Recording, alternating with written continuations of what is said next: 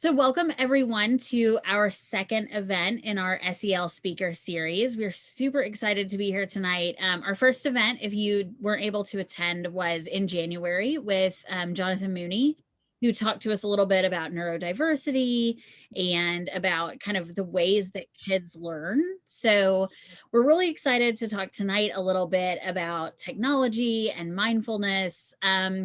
If you are unfamiliar with Lobsang Learning, although I do see a lot of familiar faces out there, if you're unfamiliar, we are a nonprofit. We're based here in Memphis.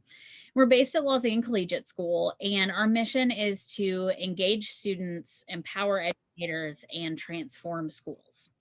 And one of the ways that we want to do that is through bringing great speakers and people in our community to our community to help empower you with SEL, with mindfulness, with the kind of things that are important and make us all kind of tick. So before we get started tonight, I'm going to let Greg introduce our speaker. Greg Graber is here. He is the Director of Social Emotional Learning at Lobsang Collegiate School. He's going to help me out tonight. So just a couple of logistics for everyone. I will be monitoring the chat and the waiting room. So if you get kicked out, if you need to leave for a second and come back, it's no worries. I'll let you back in.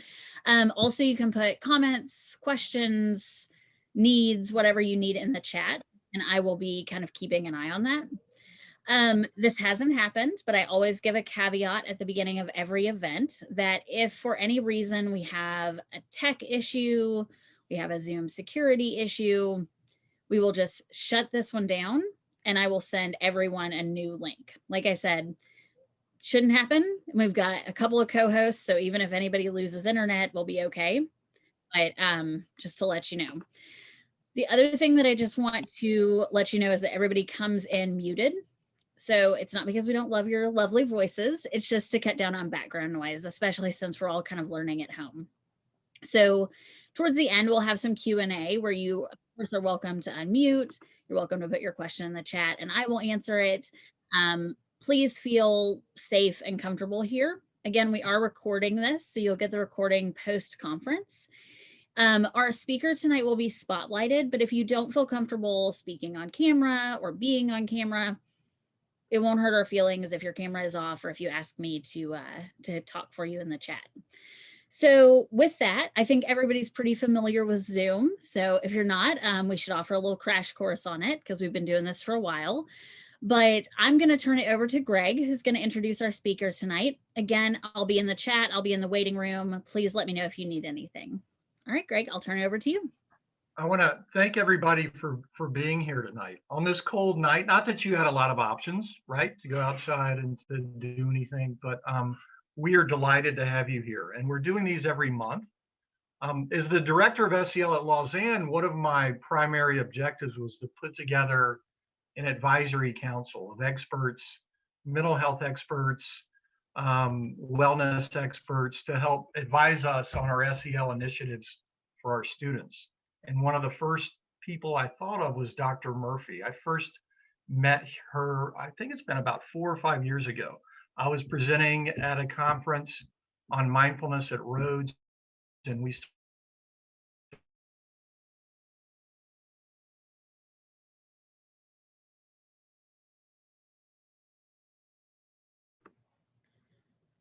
So it looks like Greg is breaking up just a little bit for me. I'm going to turn my camera off to see if that helps.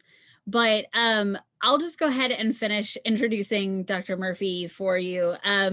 We did not meet at Rhodes 4 years ago, but she is a psychologist, a professor, a yoga instructor, although I've been so derelict and have not been to one of your yoga sessions at Lobsang yet. I'm going to try to remedy that when we can get back out into the world. But I'm really excited to hear her talk tonight because I think that this is kind of indicative of what's happening. We're all so connected to technology. And it's part of our lives, and we have to understand how we can have a healthy relationship with it, how our students and our kids can have a healthy relationship with it, and how we can, and I love this phrase from the description, how we can turn off and tune in. So I hate to cut your introduction short. It looks like Greg is having some connectivity issues, but Dr. Murphy, I'm going to turn it over to you. Thanks, Amber.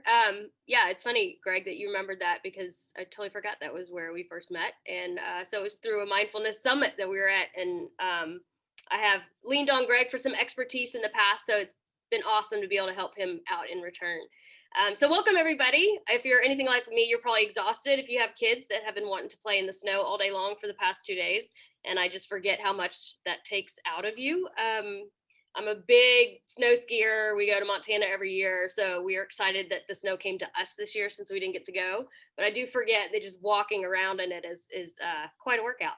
So first of all, I just want to preface this with, I love interactive sessions. So talking about our relationship with technology, so much of it is just listening, and not really getting to interact anymore. And like Amber mentioned, I was a professor for years, still am, just in a grad program instead of undergrad. And I'll talk a little bit about that, because that's how I ended up doing what I'm doing now.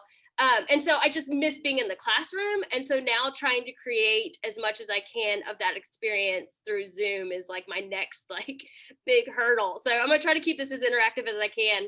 It doesn't mean you need to have your cameras on. We're gonna use the chat quite a bit, and you don't have to participate if you don't want to.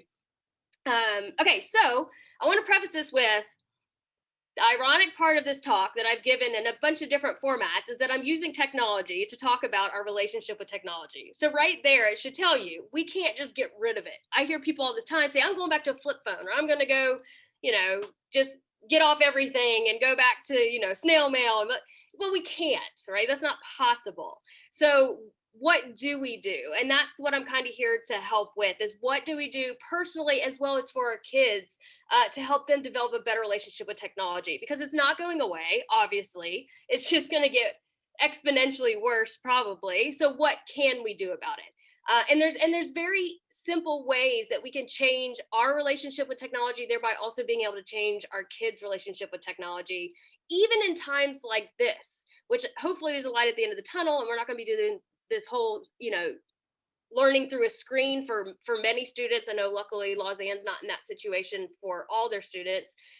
So how do we get through that? And I think a lot of the techniques we talk about today can help in this situation as well, not just post-COVID. So like I said, I'm not going to tell you to quit technology. It's not possible. What I am going to tell you as well is there's not one right way, right? There's no prescription for how you interact with technology, because everyone's situation is different. Some people need their kids to have cell phones from a very early age. Others are able to hold off for a while. Some need their kids to have certain maybe social media platforms because of what they're involved in, like sports, maybe communicating through social media or after school activities, or my daughter's in the music world. And so there's a couple things she has to be using, she's almost 12. So even at her age, that I'm not very excited about, but then it's just, how do we have the conversations? How do we have those good healthy relationships with that? If you haven't watched The Social Dilemma, I highly, highly suggest you do that. Yeah, I see some heads nodding. That's awesome. It's on Netflix. You've got to be ready to kind of be bummed out afterwards. But what I really liked about it, and I got to be in an interview with Tristan Harris, one of the creators of the documentary, afterwards, is that it's not all negative. All of social media is not negative. There are some amazing movements that have come out of social media. And so the question then is, how do we pull the positive and try to suppress some of the negative? Because with the good is going to come the bad. So how do we focus on the good? And what he talked about was, he never dreamed that his documentary would be exponentially seen on the world stage, because he didn't think it'd be released during COVID and people had nothing else to do. So we're going to watch this. And so their next steps is a call to action, but they never got that chance because the movie was released and everyone at once was like, okay, well, what do we do about this? And so what I'm talking about is, in that movie, and Greg and I have talked about how this one-liner is so powerful multiple times, is that they say, if you are not paying for the product, you are the product. So if you think about that, if you're not paying to be on Facebook, then you are the product for Facebook or for Instagram or Snapchat or whatever it might be. And how do they do that? Well, something called attention capital. And it's something that's brand new with this whole world of social media in terms of attention capital being a product.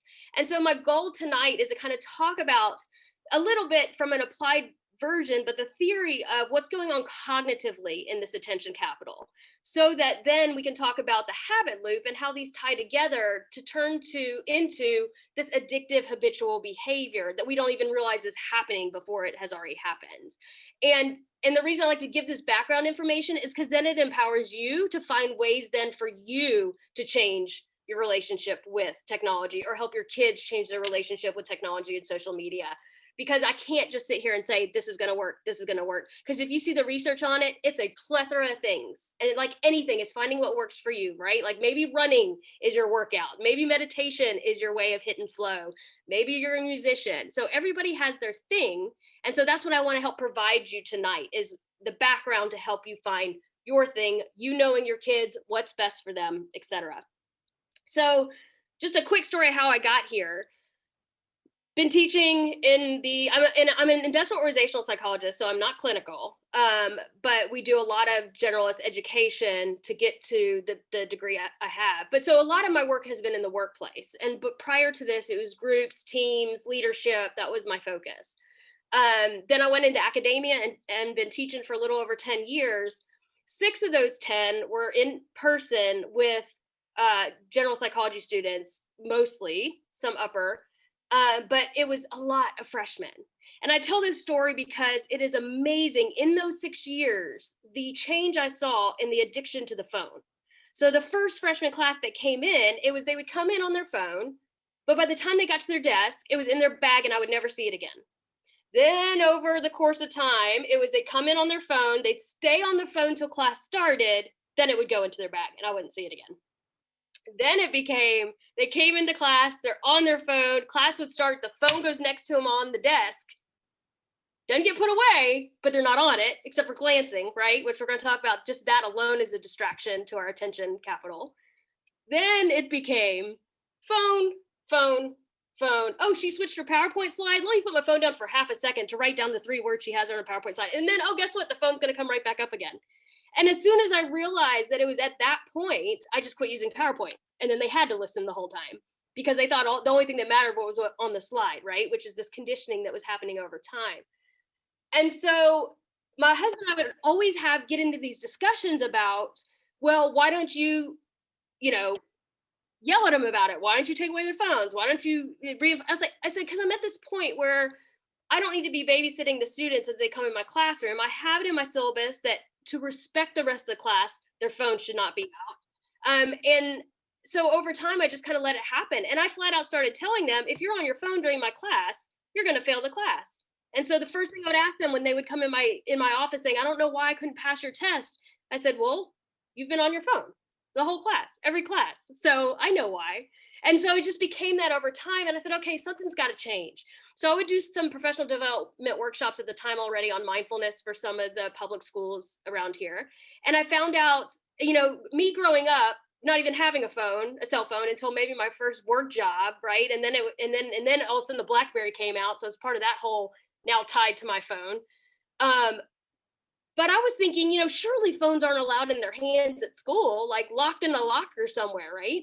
And so my first professional development workshop I did with a bunch of high school teachers ended up coming, which I was so grateful for because I just started asking them questions instead of really giving much of a presentation.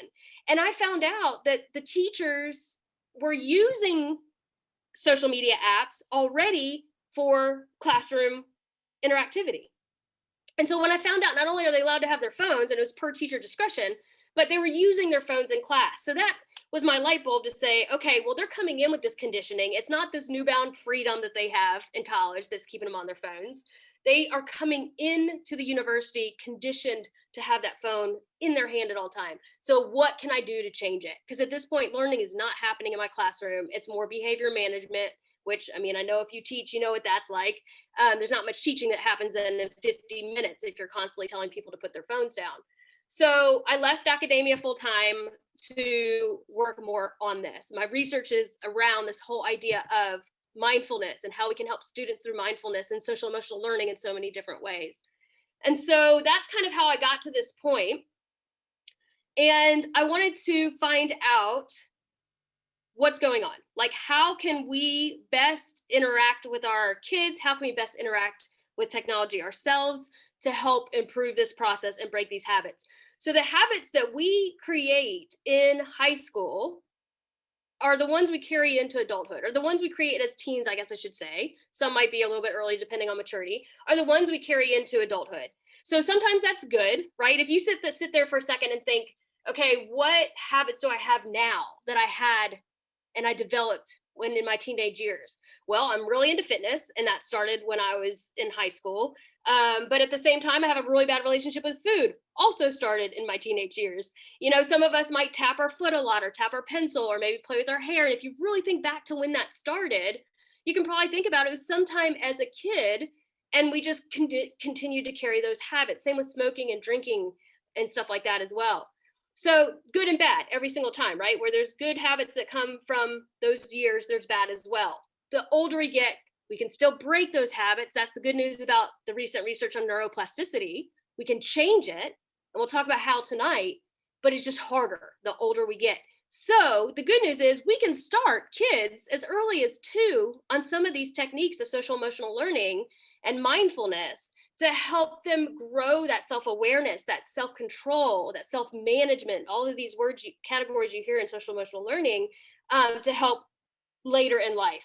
But it's got to keep happening, right? They got to keep hearing about it. We'll talk a little bit more about that as well. So let me back up. Let's talk about what's happened cognitively with this attention capital.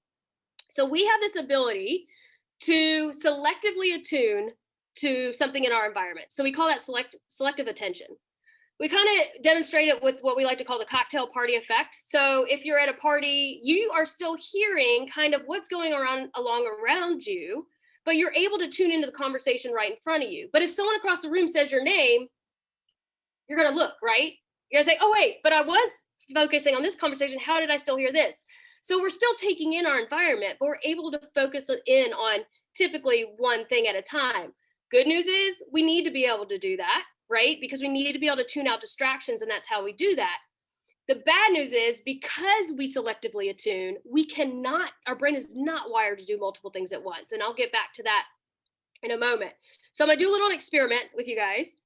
If you've seen this before, just see, like, kind of approach it with what we like to call in the mindfulness world, a beginner's mind, and pretend like you've never seen it before and see how you do. And if this is your first time seeing it, then I will walk you through it as well.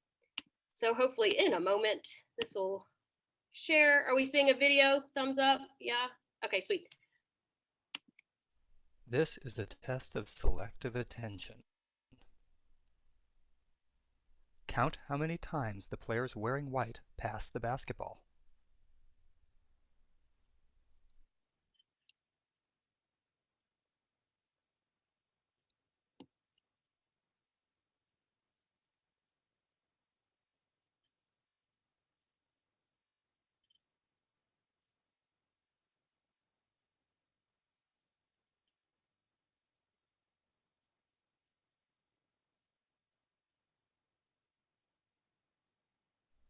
How many passes did you count? Okay, so if you want to really quickly throw into the chat just how many times you saw them pass the basketball.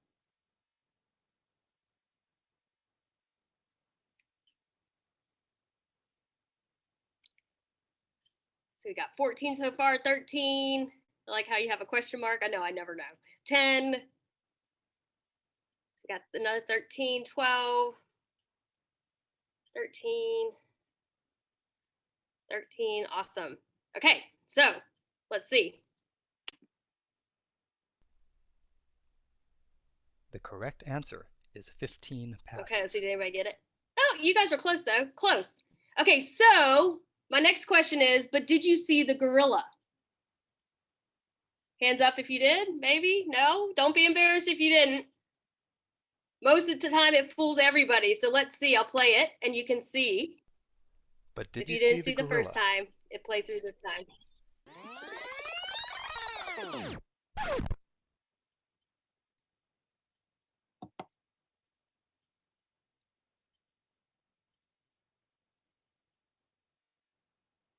This video is from research by Daniel Simons. So I use that quite a bit to demonstrate this idea of selective attention, right? We are so tuned in on what we've been asked to do that a lot of times we tune out the rest of the environment. Another good example of this is how many people have been driving somewhere new for the first time and the radio's on and they turn down the radio to be able to see better where they're going as they start to approach the house.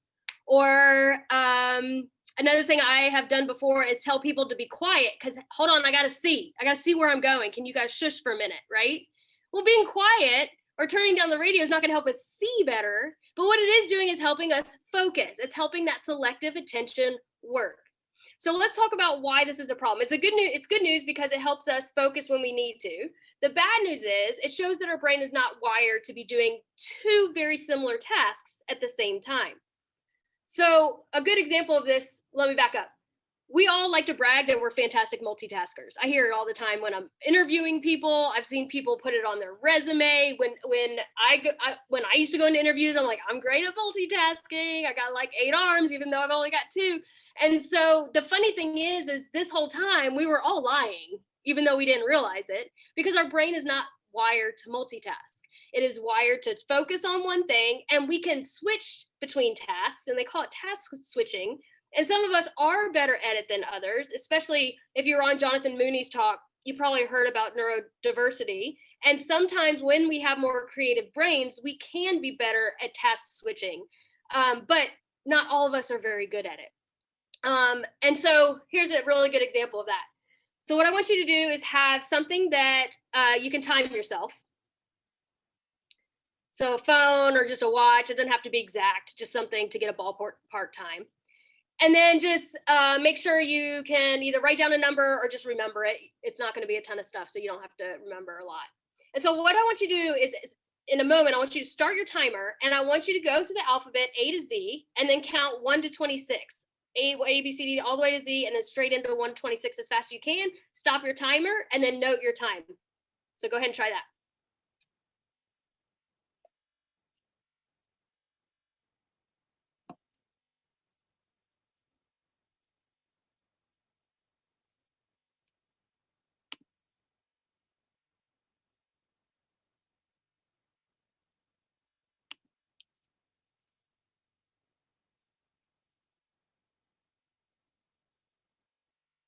Okay, so the next thing I want you to do is you're going to start your timer. And so we all should have been pretty fast on that, unless English as a second language might be a little bit slower. So now I want you to start your timer, and then I want you to say A1, B2, C3, D4, and I want you to go as fast as you can. Stop as soon as you mess up. So if you mess up on a letter, know which letter you messed up on. So you're trying to do as fast and as accurate as possible. If you get all the way to Z26, then just note your time.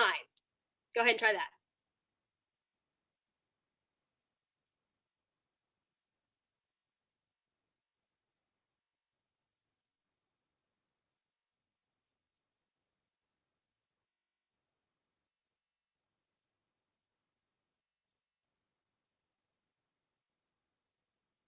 And then if you're brave enough and want to throw in the chat either what letter you messed up on or how long it took you, you can go ahead and do that.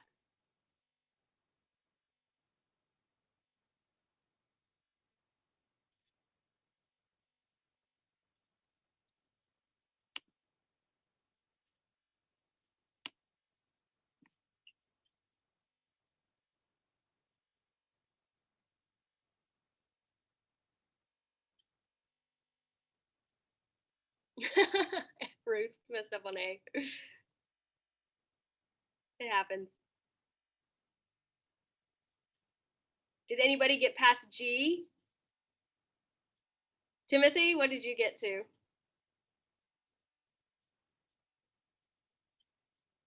Oh, you're muted. You want to put it in the chat? H? That's not bad. J?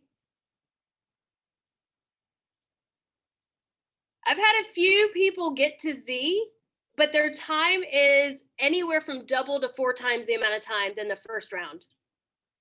You got to S, Timothy? That's awesome. Was it exponentially slower? Yeah?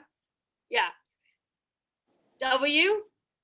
Yeah, it's challenging. A lot of times the people that do get to Z and get to Z pretty quickly, or at least or double, quadruple amount of time. Oh, is it Makara? How fast did you? 123. Nice. That's awesome. Okay, so usually what's happening is if people are able to get to Z, a lot of times it is 3 times. Yeah, it's quite a bit longer. And a lot of times it's like my accountants or my financial analysts or just people that are good with numbers that do a really good job with this task in terms of being able to get to Z. Most of us on average get to about E or F. Like there's a reason I stop at D4 when I'm giving the example, because I rarely get past E or F without making a mistake.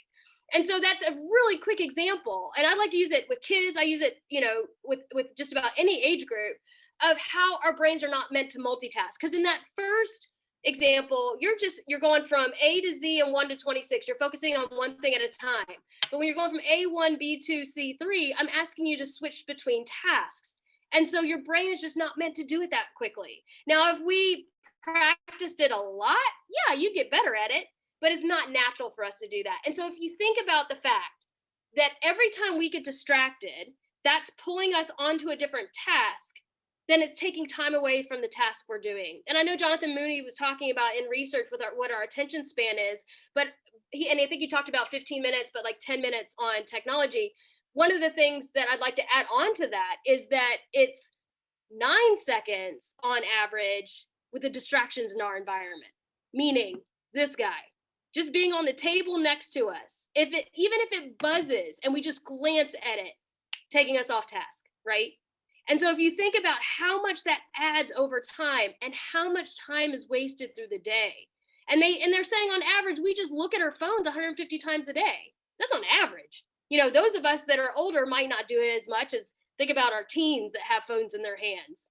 And so we just need to think through how much of that attention capital now are we giving? 9 seconds for a goldfish, 8 seconds. I have seen that, Greg. How much attention are we giving then to our phones and to social media that could be more productive in healthier ways? And so let me now pair that with this idea of a habit loop. From Jed Brewer is one of my favorites with this because he talks about mindfulness with the habit loop quite a bit.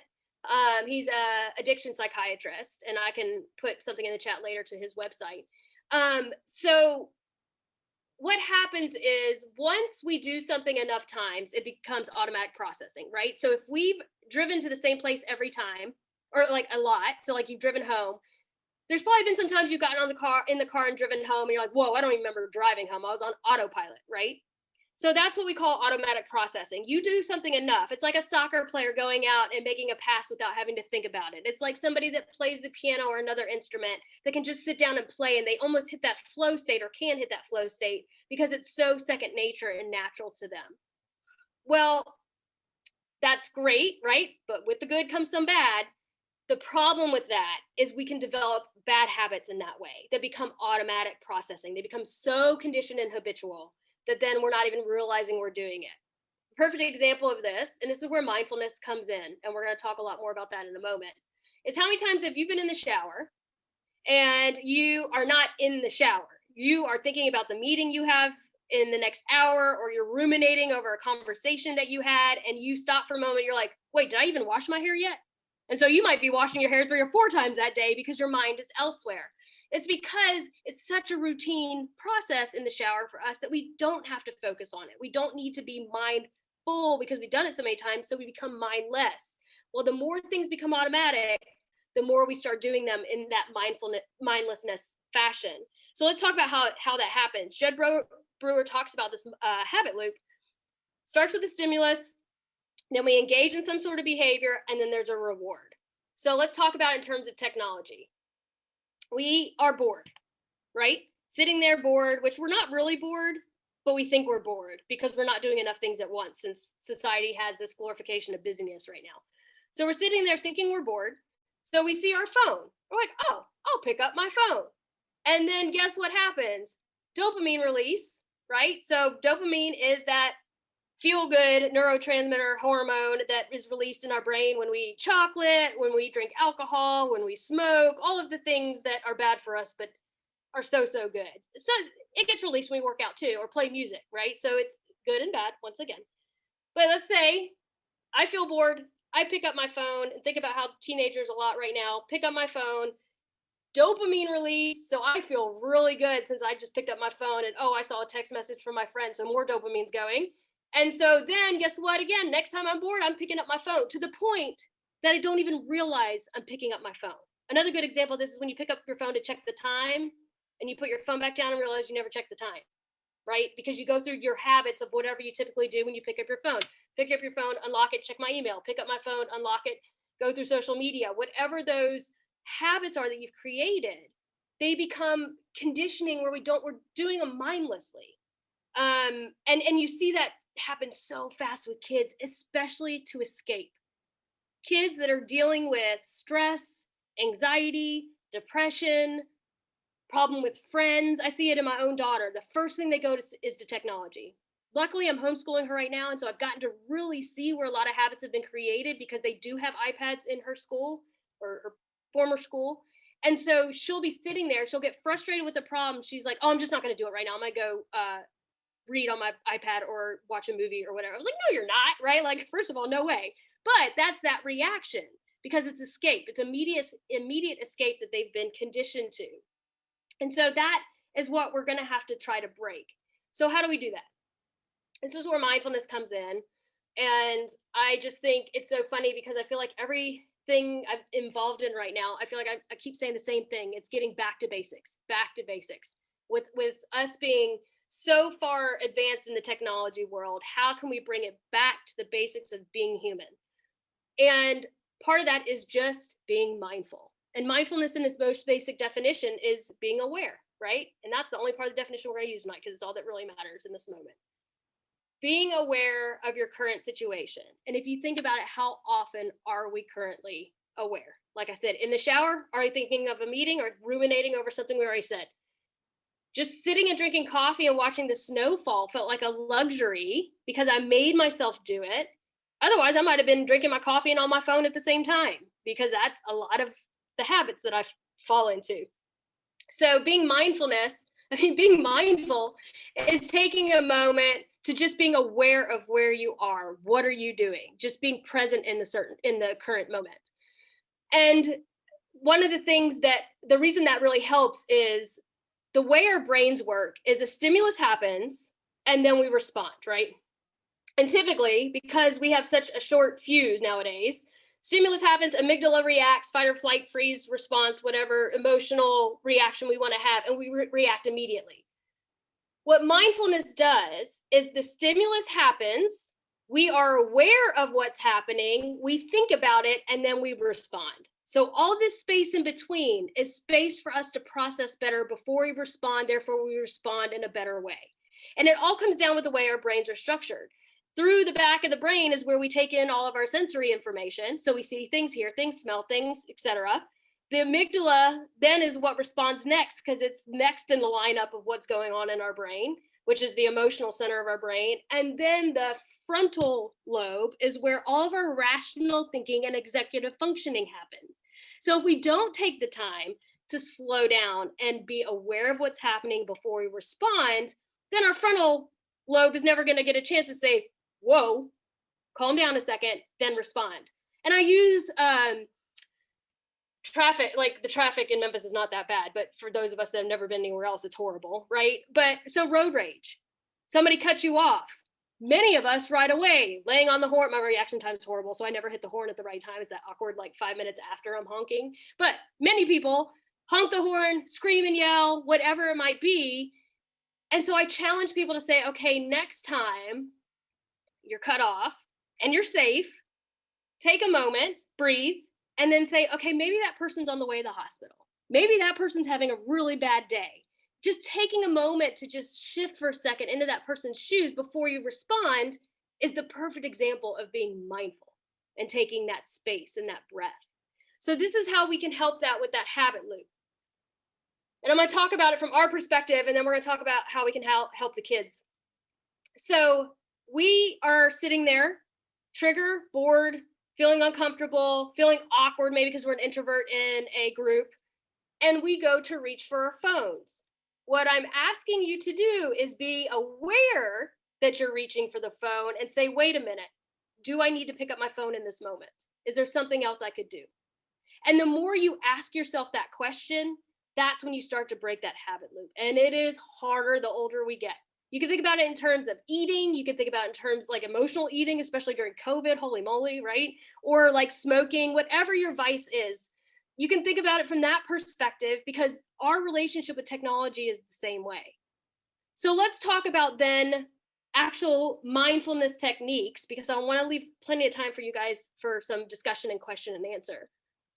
So what then can we do to help? What are actual mindfulness techniques? So the more we practice mindfulness, which I'm sure you guys have heard a lot from Greg about this as well, the more we practice different mindfulness techniques, the more we are then aware in those fight or flight situations. I always use this example of you don't practice your fire drill in the middle of a fire, right?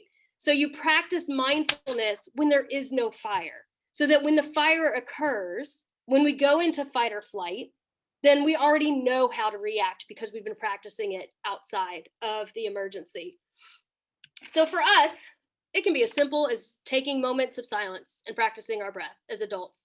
But I want to go through more specifically the different age groups and kind of what I've done in the past that works really well, what research has said, and then also take some feedback from you guys and questions from you guys about maybe what you've personally done.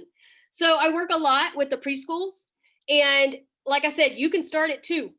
And one of the things is we're not really worried about technology with them except for time.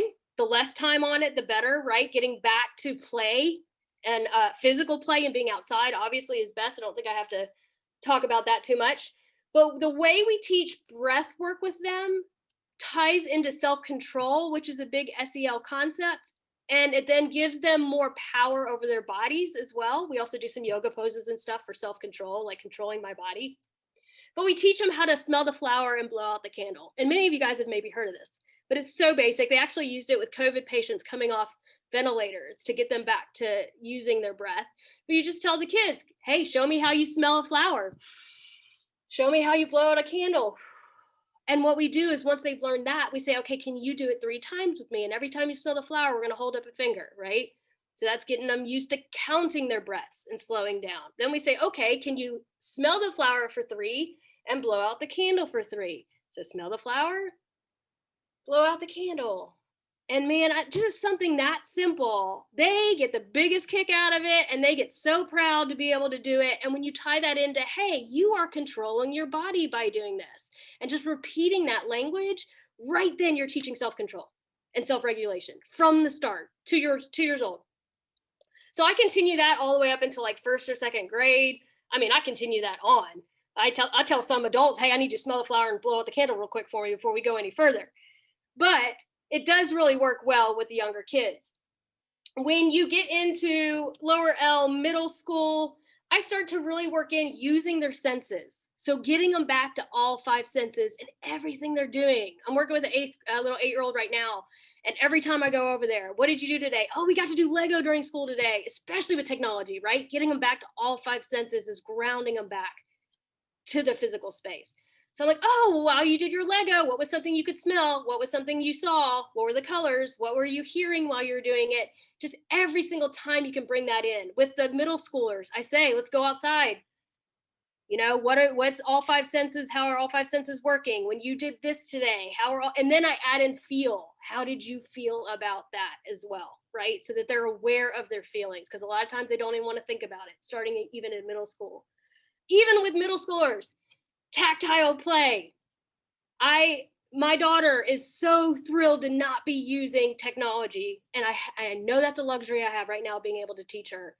And even in the online stuff I am having her do that is computer, like she's doing a lot of coding. Well, obviously she's got to be on the computer for that. But guess what? There are physical things that represent coding in terms of games that I also found for her, where I say, okay, get off the computer. We're going to code with this Turing Tumbler, I think is the name of the one. I can't remember. But it mimics coding with marbles and little stops and starts. And so she understands the if-thens from a physical space. So anytime you can get even your middle schoolers back into doing something with their all 5 senses, it makes a huge difference. I also, especially with 7th and 8th graders, will start to ask them, what stresses you out? because they can start to communicate that. A lot of times parents is the number one thing, right? And then what brings you joy? What do you have fun doing? And so once they figure that out, I say, okay, let's spend more time and show me how, like with the calendar, you're going to spend more time with the things you like to do for fun. And if one of them's video games, I ask them to give me something else, because especially nowadays with technology, I just want them to be able to have something physical they're doing beyond just being in front of a screen. High schoolers are the tough ones. And if you're a high school teacher, you're amazing. Because I was just talking about before we got on the call, the 18-year-olds walking into my classroom in college were the ones that terrified me the most, because they are the toughest to crack. They also, though, by the time I see them, they want help, right? The ones that probably need it the most haven't gotten to my door yet. And so one of the things I started doing with high school students, first of all, giving them permission to let go. What I mean by that is you don't have to respond to your friend right when they text you, because no one's ever told them that. And it's mind-blowing to them that they don't. I tell them they don't have to post everything in their life. They don't have to like everything on every piece of social media platform. I also tell them, and we know, and I don't need to probably go into this, the downside of social media in terms of suicide, depression, anxiety, all of those things. So before they get to that point, one of the things I ask them to do is I say, I want you to go through and really evaluate what brings you joy on social media. I sound like Marie Kondo. What you need to get rid of, what is toxic, and teaching that difference too really early, man, that helps with relationships, that helps with all those things in our life that we're gonna, even in the workplace. So, and I have them sometimes, they don't have to show me their social media, but I have them go through and I give me examples. What is it that you like about these photos that are being posted? What is it that you like on these TikTok people you follow? I'm so out of it now in terms of what is on social media when I got out of academia full time. And so then I tell them, okay, what is it? How does this make you feel when you do see this, right? And okay, get rid of that. Don't follow those things. Also, for high schoolers, have a family digital detox. Just decide every once in a while that you're all just going to put the phones away, or you're going to just not be on phones during certain hours. I'm in that weird place where I really need my daughter to get a cell phone, but I swore I wouldn't let her have one until after 8th grade, but everyone in her life has one. And so I've already told her, if we do it, there's going to be a contract about when you can use it, when you can't in the house. There's going to be a box in the kitchen, which I've heard a lot of parents do this, a box in the kitchen where we all leave our cell phones, because that's where you walk through the house when you first walk in. Getting all family members to buy into that, i.e. my spouse, is going to be really hard. So the phone's not going to be given to her until I get the spouse on board. But just so that they have to walk to the kitchen to see if they need to see their phone, etc. That makes a big difference. But more than anything, one more thing, and then we'll leave you on my big, what I write in all caps every time I take my notes. A pie chart also. So I hear all the time, I don't have time. I don't have time for this. I'm stressed out because I don't have time for that. So I have them on a pie chart, break out. First, they list everything they do in a typical day. Then I have them put in a pie chart how much time of their day do each one of these things take. And it never fails that there is a bunch of free time that's being filled with their time on social media, on the phone with friends, which is okay, but texting and whatever that might be, because they're not usually talking on the phone anymore. And so as soon as they see that visual, a lot of times that's a good conversation starter. Also, man, I'm just straight up honest, and my daughter's only about to be 12, so she's a lot younger. I haven't had to run into a lot of the teenage issues yet. But I tell her right now what is happening to her brain. And it scares the crap out of her, because she's very prideful about her creativity. She's into music. That is her like prized possession right now. So, and teenagers don't get it because they think they're invincible, right? They're going through that developmental part of their brain. But where you can hit it with your kid without totally freaking them out and making it worse, that's what I recommend you do. If they're real cerebral and you talk to them from a data perspective, if they need to visually see that pie chart, that's the most powerful thing, as long as you know what's best for your child. Also, model the behavior. I love that Jonathan Mooney said that our rhetoric and our time doesn't match. Same thing as a parent, right? We cannot say, you don't need to be on social media, you're on technology too much, and then sit there on our phones. So we have got to model the behavior we want. And I realized that big time when I was reading on my Kindle for years, and I told my daughter to put down her iPad, and she said, but you're on your phone.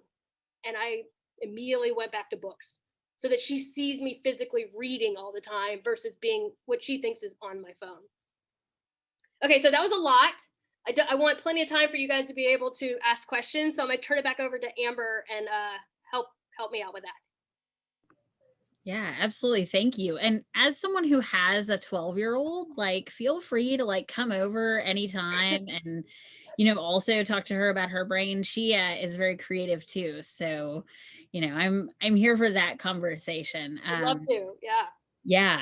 So I'm going to open the chat up now to questions. So please feel free to put your questions in the chat. But I do want to start with a couple that we received when we asked everyone for questions when we did registration. So one that I found really interesting, because I think I was this kid in a lot of ways that this person is trying to help. They said, I'm looking for strategies or techniques that will help me with students with anxiety. What mindfulness or SEL ideas can I start with? And I love that because they said, what can I start with? Not what do I do, but what can I start with? So.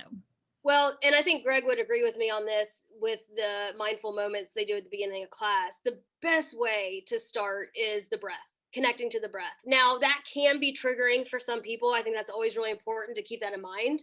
And so if you want to offer, instead just to have some quiet moments to clear our brain, or to, whatever terminology you want to say, if you don't want to bring it to the breath. I also use a lot. Let's take a few moments, sit in our chair, feet on the floor. Let's feel our bodies in our chair for just a few moments in silence. And so if you don't want to do the breath thing because or you've gotten feedback that somebody's not okay with that, that's always another option. There is so much research that shows just something as simple as that helps with test anxiety, helps with overall anxiety, because you're giving the students that power or control back that they feel they're out of when anxiety hits. Now, obviously, that's not a clinical response to a diagnosable anxiety, but I think there is this general level of tension and anxiety that kids have now more than ever, that if something that simple is added, I think that makes a big difference. And Greg, I'm sure you have feedback on that as well in terms of what you've seen in the classrooms that have implemented that. Oh, definitely. Yeah. It's been a game changer, especially in the middle school where I was the head for 12 years. And it was good for the teachers too, to do it before class. It got them in a good spot where they're more responsive to the kids as well. So the other thing that and I guess it depends on age, right? The other thing I implemented at the college level, but I think it'd be super powerful with high schoolers as well, because it was with my freshmen, is 2 minutes of writing at the beginning of class. They had to get a composition book. I told them I wouldn't ever read it. I wouldn't take it up for a grade. They would just get extra credit points, because if they were there that day and we did it, it was just extra credit at the end of the semester, because they need some sort of reward, right? We're in an outcome-driven society. So I would tell them, first 2 minutes of class, you get to write whatever you want. It can be how crazy you think your professor is. It can be your shopping list. You can draw. I said, these 2 minutes are for you to forget whatever happened when you came in this door, so that you can focus on these next 50 minutes with me, or hour and a half with me. And so in the beginning, they all thought I was a little nutty.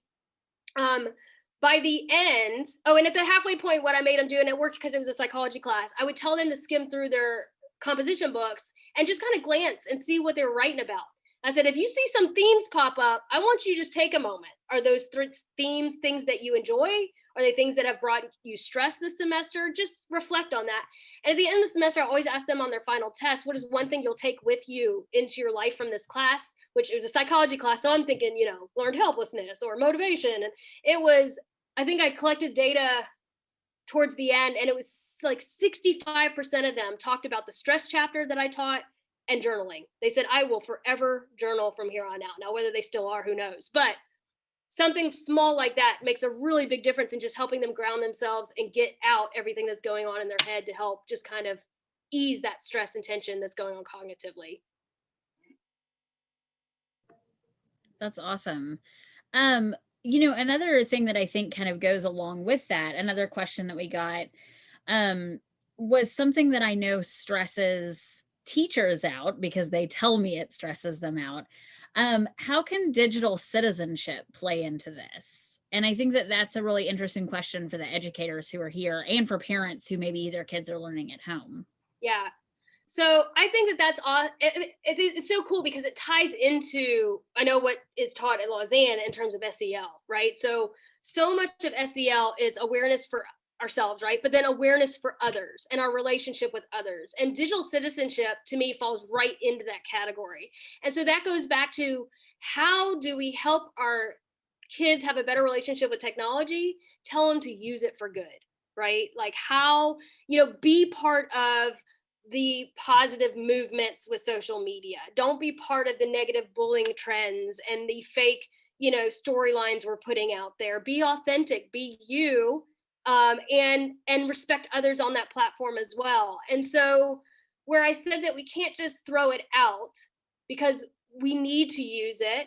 Schools use it to advertise. I use it to educate. People use social media in different ways. So how can we have these conversations with our kids about using it appropriately? And that's what it comes down to, is the conversation. When you're teaching digital citizenship, being able to teach that, part of that too is giving yourself time back, not being on technology, right? I think that's all part of it too, is this compassion for self comes into digital citizenship as well. Passion for self can be not being on technology. And then when you are, trying to put the best foot forward, trying to be the good in that world as much as we can, which I know plays into the whole SEL curriculum that many people are using. But to that point as well, one of the big research projects I'm working on now, there's two of them. One of them is mapping SEL programs currently out there in schools across the country, and then also in our that's been researched. So not even if they haven't been researched, like, so Greg, you'll be hearing from me.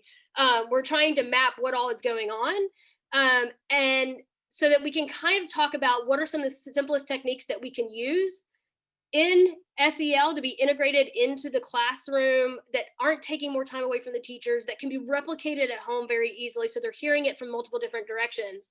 And a piece of that is this digital citizenship. So our relationship with technology, when you are on technology, how do you mindfully use it for good? All of those conversations, I really feel, need to be brought into SEL. And I think it's just something we haven't really gotten to yet, because we feel like it's already there, but it's kind of implicit, right? It's not on the forefront of the conversation that some of these kids need to be having. Super citizenship, I like that word. Awesome. So I'll kind of open it up to the chat, or feel free to unmute and ask your question if you want to. I'll give everyone a second to do that. I don't want to play the who can raise their hand the fastest game. So.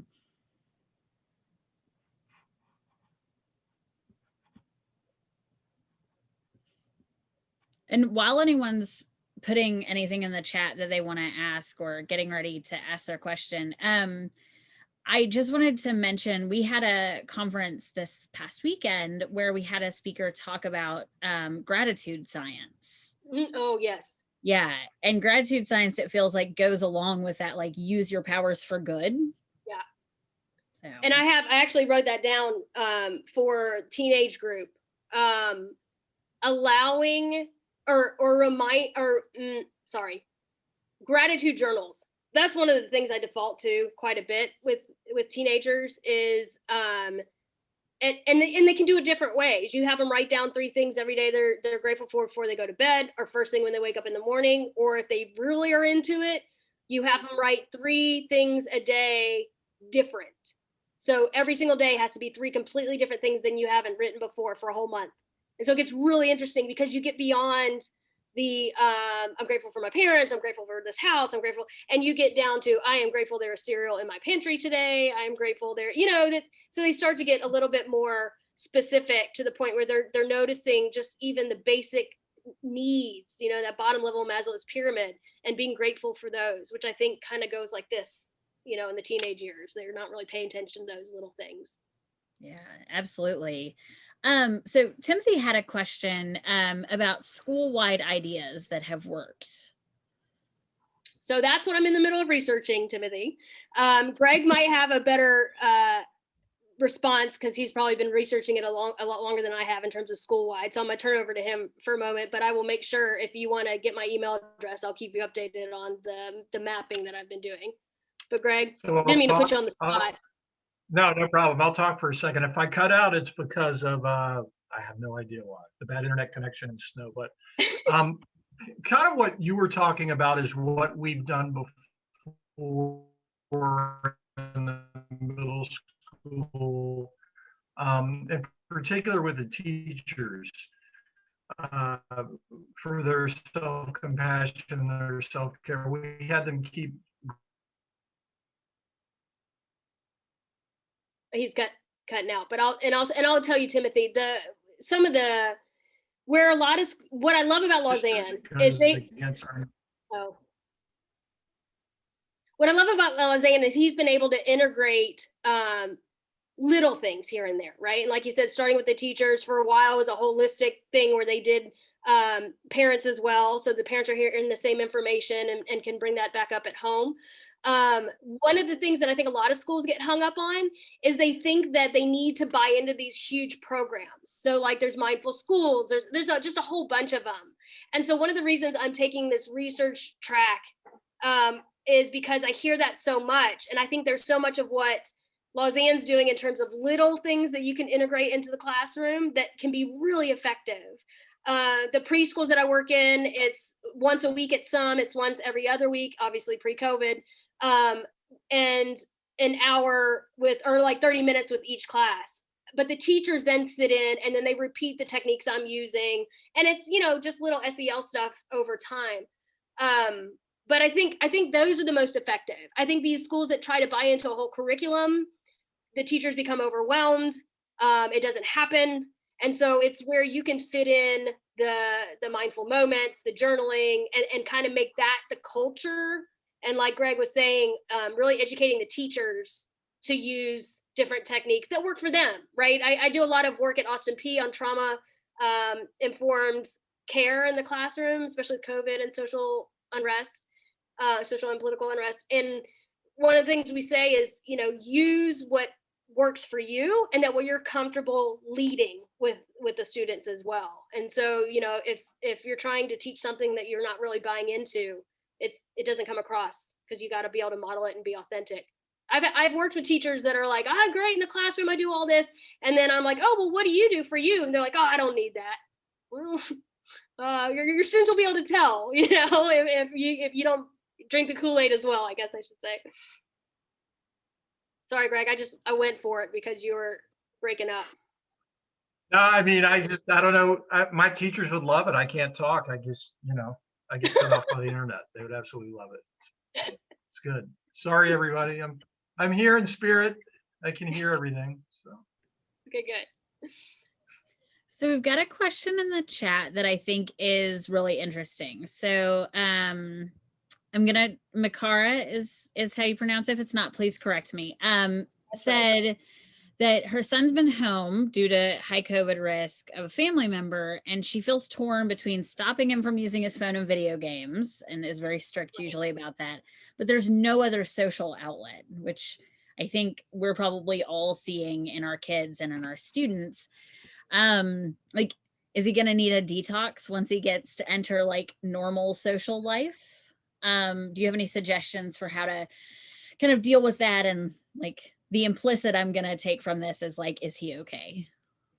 Yeah. And Makara, I'm in the same situation because my daughter's an only child. And so the only way she gets to interact is through technology. And so the way I've been dealing with it is making sure, and I think the answer would be, we don't really know how much this is going to affect our kids post all this, right? And so all we can do right now is what we think is best for them. And I would give yourself some grace on that and not worry about it too much, because every kid is struggling in some way from all of this. And so what I do is I try to limit how much she's on technology that does not involve somebody else, so that if she is on, she's socializing. And then if I catch she's just kind of watching YouTube or watching her Netflix shows, I'll pull her and be like, hey, let's go play a game. Let's go for a walk. So that's how I'm doing it. I'm not saying that that's the best I by all means am not, the end all for suggestions on this, but what I've been trying to tell people is give yourself grace. Talk to others in the same situation and see what they're doing. Because I'll talk to some of my other friends that they might have, the kids might have siblings, so it's a little bit different, but I'll get ideas from them about what they're doing. And so having your support group too is really important, so that you can help him in the right way. He has Does that two help? sisters. He has two sisters That's that good. are younger. So he's the only boy. So the girls kind of have their, but yeah, it's been rough. It's challenging, and like you said, or like what we are in unprecedented times, and I think all of our kids. What's funny is I think Greg and I had this conversation in one of our SEL board meetings. Is there's moments which I think our kids self-regulate better than we think they do sometimes, and there's moments when my daughter will be like, "Oh my gosh, if it means getting to go outside versus being on technology, she's gonna jump at going outside because of the situation we're in," right? So I think also they're a lot more adaptable than we are. And so I don't know that they're necessarily going to need like a detox, and I think that's naturally going to happen. I think the moment that things open back up, the moment they're able to get back into the classroom, if that's what they're doing, or at least get back into their activities, you're going to see a lot of the old habits come back and the healthier habits. And then you won't feel so bad then again saying, okay, enough technology for the day. Right. And this isn't going to last forever, right? So we just got to. I'm like, I just don't know what's happening to his brain in the interim. But yes. Yeah. Thank you. He'll be okay. Thank you. You're welcome. All right, so I'll open it up to any kind of last questions. It's about 8:02, so I want to be respectful of everyone's time. Does anyone have any other questions they'd like to shout out or put in the chat? That was outstanding, Dr. Murphy. Thank you very much. Enjoyed it. Well, I just want to thank you guys quickly too for having me, because I was telling them before I jumped on the call, I miss synchronous conversation. It just doesn't get to happen as much right now. So I thank everyone that came today as well. Yes, thank you so much. Thank you for doing this and, volunteering your time, and especially in this cold weather, this bizarre kind of situation we're having. It's really, we really appreciate you being here. So thank you so much. And thank you, everyone. I will send out a link to the recording later this week. And next week, just a shameless plug. If you're interested in talking about SEL more with peers, with parents, with teachers, with whoever, we have a book club every month where we read a kind of in the realm of SEL book. So we're going to be reading How to Be an Anti-Racist next Wednesday at 6 p.m. So it's on our website, and I'll also just send everybody a link when I send out the video as well, just so you can see that. It's free and it's very like chit-chatty, so it's not real formal. So I hope that I see you at some of those, and we'll also have our speaker series back in March, April, and May. And those are on our website as well. So I hope to see you there. So thank you, everyone, and stay warm.